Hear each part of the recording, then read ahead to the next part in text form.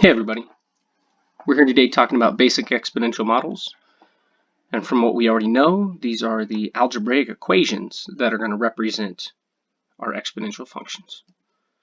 So how do we come up with those? How do we create those? And what's the structure? Well, let's take a look at an exponential function we've seen so far from Zombies Ate My Groupmate. If you haven't done that activity, you should go check out that activity, check out the video, and then come back to this one. So here's the beginning of the data that we have. There were 7 people infected initially, and then it doubled every day. So we know this is a exponential function because our scale factor is constant, okay, and it's 2. Okay, so there's our scale factor. So we know that, right? So what is it going to look like then? Okay, well, let's start to explore a different way to represent each of these outputs. Right? So the days are going to be the same, right? And we're going to start with 7. But instead of writing 14, I'm going to go ahead and write it as 7 times 2. Okay, since we're multiplying by 2, maybe we want to keep track of how many times we've multiplied by 2. And the second one, I need to multiply by 2 again. Okay, and then on the third day, I need to multiply by 2 again. Okay, and this pattern will keep going. So take a second and pause the video and think about what do you notice and what do you wonder about each of these expressions. Okay, so maybe you notice that the number of times that we're multiplying by 2 is equal to the number of days. So for instance, we could rewrite each of these expressions, right? We know 2 times 2 times 2 is 2 to the third. So this expression becomes 7 times 2 to the third power. For 2 days, it becomes 7 times 2 squared. First one is 7 times 2 to the first power. And if we think flexibly, this 0th day is 7 times 2 to the 0 power, okay, because 2 to the 0 is 1. So all of these hold true, and we notice, right, here's our initial value, okay, and then here's our scale factor. And the exponent is equal to our time. So if we keep this pattern going to say, I don't know, day n, we're going to have 7 times 2 times 2 times, and we're going to multiply it by 2, well, n times. Okay, and so that's going to lead to a result of 7 times 2 to the n power. Okay,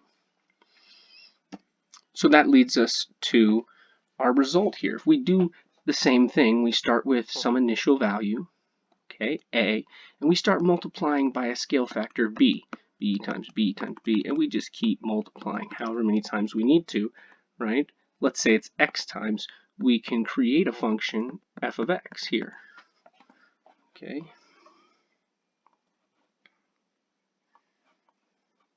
And so, again, it's based on our initial value and our scale factor. So if we know those two values, we can create our exponential model right off the bat. Okay. Now, how do we use the exponential model? If we go back to this problem right here, let's go ahead and take a look at using Excel. All right. So I'm going to start with day 0. Now, in order to generate the days for what comes below, I'm going to go to the next box below and put equals. Okay, go up 1. So I'm going to take that box and I'm going to add 1 to it. I want to add 1 to the day. Okay, so that's the pattern that I'm going for here. And I'm just going to drag this down, I don't know, 20 some days here. So now we know we started with 7, but I don't want to just do a doubling pattern. I want to use the formula that we've got. So I'm going to write equals. Okay, now we've got 7 multiplied by 2 to the power of whatever is to the left here. Okay, so that's what we're looking at. So when we use that, I can then drag this down. Okay, and again, we can just drag it down for, I don't know, however many days that we want. Okay, I'll go fill out my table here. So now we can solve the problem that we wanted. When is Pueblo going to be infected? Well, let's say we have 1,700 students, then it'll be right here, day 8, okay, or day 9 if it's more than that. When is Tucson going to be all infected? Well, here's 917 million, so there's under, or 917,000, that's under a million. 18 days is over a million, so something like that. Okay, so given the model, we can make a table and solve those problems really quickly instead of just, again, multiplying by that scale factor over and over and over. Okay. So let's take a look at another practice problem. Okay. So go ahead and see if you can do this one on your own. Okay. Pause the video, see if you can find the important values, and come up with your equation.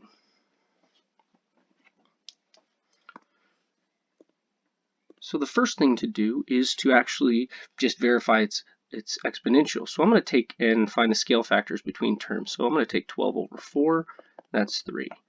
36 over 12, that's 3.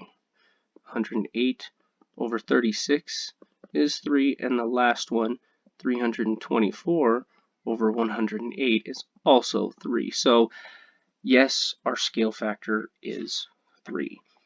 Our initial value right here. So if we go off of what we saw before, we're going to have something like n of t, the number of gummy bears as a function of the days, is equal to the initial value multiplied by the scale factor to the t power. Okay. Now for this one, we'll go ahead and use Desmos. Right. So I want to go ahead and go to this plus sign to add an item, and I'm going to add a table. I'll start with 0 because it likes you to have something in there for x. Now for y1, I'm actually going to create an expression equal to what we had. So 4 multiplied by 3 to the x1 power. All right, so we can see right off the bat, it gives us this first one. And the problem here was to figure out how many were there after a week. So I could keep going here. I could just plug in 7 here and get the answer, right? I can generate the table that we have. Okay, so this is a pretty nice feature in Desmos. You can do all sorts of things with creating the table. Again, it's all based on knowing the model. Okay, so again, using the model, we were able to solve that problem that we've already solved, but much quicker and much easier. Okay, and we verified that it actually fits all the values here. All right, so let's take a look at a more complicated problem. Last practice problem here. So a character on a show is given a poison that dissipates from their system exponentially. After 3 days, there was 35.266 milligrams, and after 4 days, there was 29.623 milligrams. So the poison is deadly under 2 conditions. One, if the total concentration is ever above 60 milligrams or above. And the other one is if the concentration remains above 12 milligrams for 10 days straight. Okay, so if you get too much, or if too much is in your system for too long, right? Well, we don't have our initial value, but we can see that the amount of poison is going down. So we can assume if it's exponential that the poison in the past, since it's decay, the initial amount was greater. So the question is, was it actually greater than 60 milligrams? Okay, and since it's decreasing and it's above 12 milligrams, is it going to stay that way? So, again, be nice to have a model to be able to solve this problem. So we'll start by finding the scale factor. We have 2 ordered pairs here, right? 3 and 35.266, and our other one for 29.623. So we can find our scale factor by taking our ratio. If you haven't seen the video on scale factor, go ahead and check that one out. Okay. And so when we do this, what we're going to get is approximately 0.840. Okay. But that still doesn't tell us what our initial value is. Now we could just start, instead of multiplying to go into the future, we could start dividing to go into the past to figure out what that initial value was. But there's also another way, because what we know is a form of our exponential function. So we know the amount of poison as a function of time is equal to whatever the initial amount of poison is multiplied by our scale factor, 0.840 to the t power. Okay, so that's what we know. We also know an ordered pair. So just like we've done in the past with linear functions, we just need to plug in the ordered pair that we know to then be able to figure out what that initial value is. So let's say I want to use P of 3. Okay, here's P of 3. So when I plug in 3 here to my model, I know P of 3 is 35.266. Okay, and I'm going to then have 0.84 cubed on the right-hand side. Now, to find the initial value, I just have to divide 35.266 by this 0.840 cubed, right? And you can just plug that straight into your calculator as it is. And we find out that P of 0, the initial amount, was about 59.5 milligrams. Okay, so this one, okay, so it was not deadly under those conditions. So let's see if it was deadly under the other conditions. Since we have our model, okay, P of t equals 59.5 multiplied by 0.840 to the t power. Okay, this time let's go ahead and use our TI calculator. So I'll go into the equation editor and I'll put in 59.5 multiplied by 0.840 to the, in this case, got to use x power, okay, and hit enter.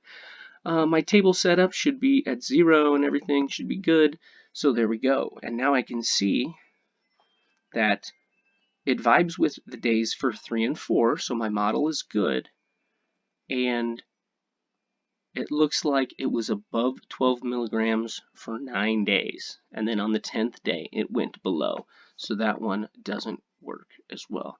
Again, this illustrates the power of having the exponential model to go with it. So hopefully that gives you an idea about exponential models and how to find them, right, and the fact that we need the initial value and the scale factor. So go try the practice and come to Zoom hours.